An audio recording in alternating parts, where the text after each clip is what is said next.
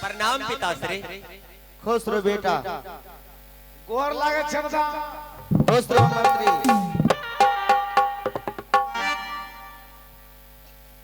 पिताजी, शायद इस समय दरबार में किस लिए आया हूँ आपको कुछ मालूम नहीं?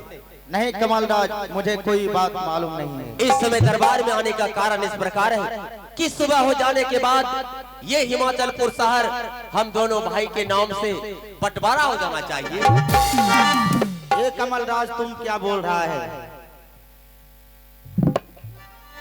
ये राज अभी बंटवारा नहीं हो सकता है। इसलिए पिताजी, जब कभी भूले भंगटे मैं इस दरबार में आता हूँ तो आपके मुखार बीन से एक शब्द सुनता हूँ कि पुत्र चाहिए तो नील जैसा, कमल पुत्र नहीं वो तो कपुत्र। मुझमें क्या कमी है पिताजी जो कि आप मेरे बारे में बार बार तिरस्कार करते हो? नीलराज को अगर 20,000 देते हैं तो 40,000 रुपया इनकम देता है। तुम्हें अगर 10,000 देते हैं तुम उड़ा देते हो। इसलिए पिताजी मैं सोच रहा हूँ कि हमारे पिताजी जीते जी संपत्ति को 2 भागों में बांट देते हैं तो उससे अच्छा और क्या हो सकता है? नहीं कमलराज, जब तक मैं जिंदा रहूंगा ये राजपाट कभी बंटवारा नहीं हो सकता। तो ठीक है पिताजी, इसमें आवेश में आने की क्या आवश्यकता है? धीरे धीरे बैठ जाइए अपने सिंहासन पर और भैया आप धीरे धीरे चले जाइए पिताश्री के स्थान पर और पिताश्री को समझाइए कहीं पिताजी जीते जी इस संपत्ति को 2 भागों में बांट देते हैं तो उससे अच्छा और क्या हो सकता है भैया? कमलराज, ये तुम क्या कह रहे हो?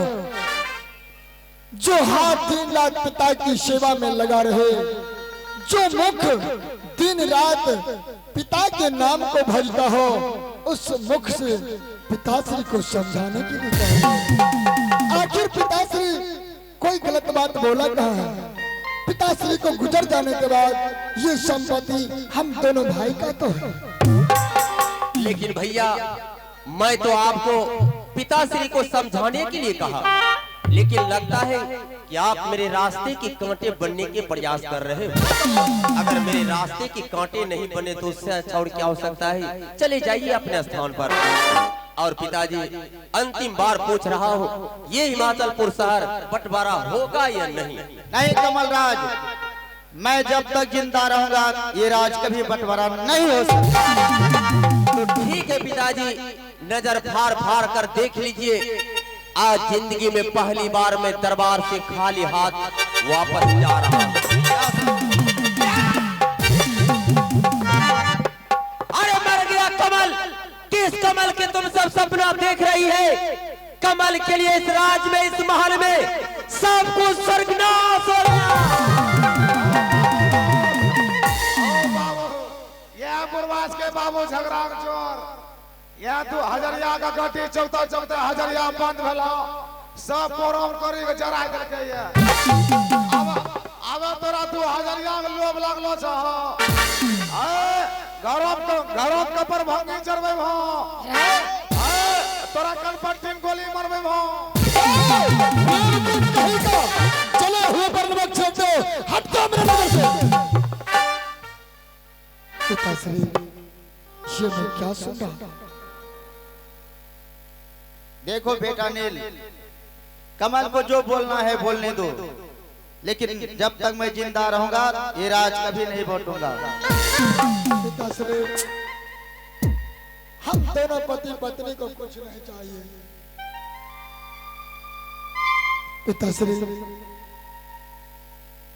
ये राज और ताज सब कुछ कमल के नाम कर दीजिए। पिताश्री, हम दोनों पति पत्नी को आपके चरणों का सेवा चाहिए और कुछ नहीं।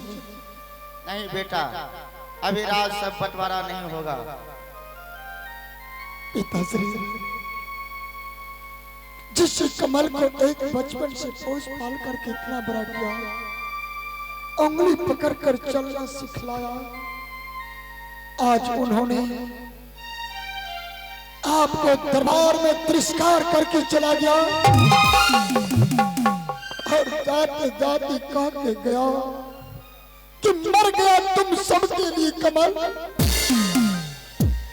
वो ये भी नहीं सोचा कि अगर मरने की बात करूंगा भैया और भाभी के दिल में क्या गुजरेगा। पिताश्री, हाँ बेटा, संसार में लोग पुत्र को पालते हैं, जिस प्रकार वृक्ष छा देते हैं अपने बुढ़ापे के सहारा के लिए।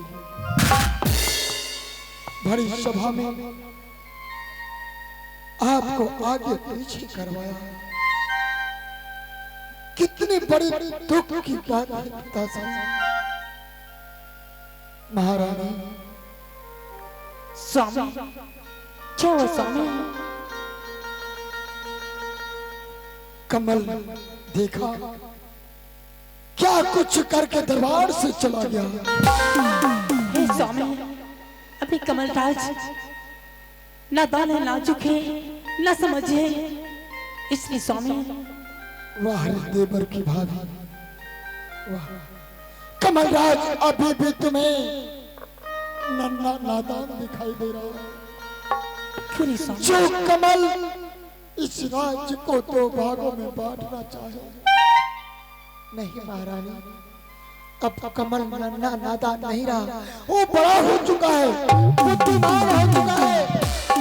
अब उसे अपने पांव पर चलने का क्षमता हो चुका है महाराज।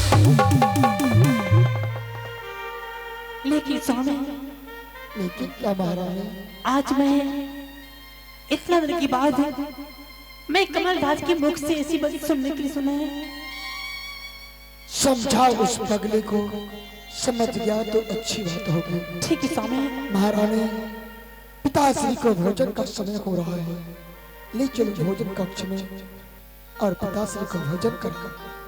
पिताश्री, हाँ पुत्र, चलिए पिताश्री, भोजन करने के लिए। कमलराज का चिंता छोड़ दीजिए, वो समझ जाएगा। जब वो अपने होशो हवासों में आएगा सब कुछ समझ जाएगा। हाँ बेटा, चलो। चलो बेटा,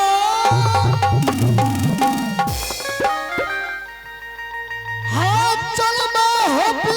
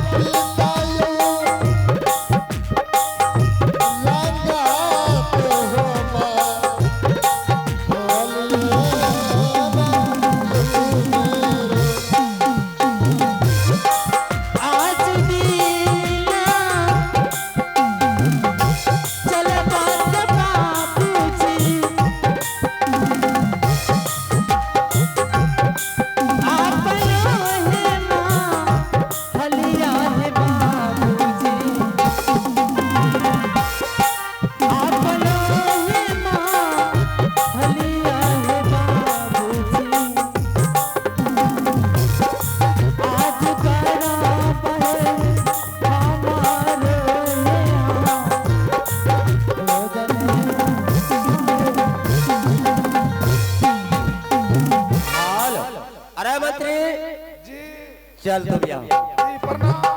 खुश रहो महामंत्री। शायद इस समय तुम्हें किस लिए आवाज लगाया तुम्हें कुछ मालूम नहीं? कुछ मालूम नहीं। इस समय दरबार में बुलाने का कारण इस प्रकार है कि तुम पिताश्री के साथ जैसा सलूक करने के लिए कहा, पिताश्री के साथ वैसा ही सलूक किया। क्या महाराज? लेकिन हमारे पिताजी इस संपत्ति को 2 भागों में बांटने से बिल्कुल इनकार हो गया। इनकार है। अब बताओ कि पिताजी को मरने में 10-20 साल लगेगा। क्यों ना? कहीं उससे पहले मेरा राम नाम सत्य हो गया तो बताओ ये संपत्ति किस काम का रहेगा? कोई काम का नहीं रहेंगे। तो बताओ इसके लिए तुम्हारे पास ऐसा कोई दूसरा रास्ता है? जी जी महाराज, दूसरा रास्ता है। चल बोल। पहले बताइए अभी इस समय कितना हो रहा है? महामंत्री, समय तो अभी बहुत रात है। और बहुत रात है। हाँ महामंत्री। इसी समय महाराज आप यहाँ से फिर जाइए दादाजी के पास। फिर पिताजी के पास? जी। वो किस लिए? जैसे आप यहाँ से जाइएगा हाँ। और महल में दादाजी का हत्या कर दीजिए।